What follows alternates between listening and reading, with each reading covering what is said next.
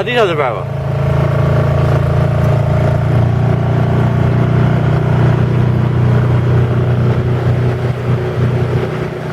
Oleks veel tuul vaiksem.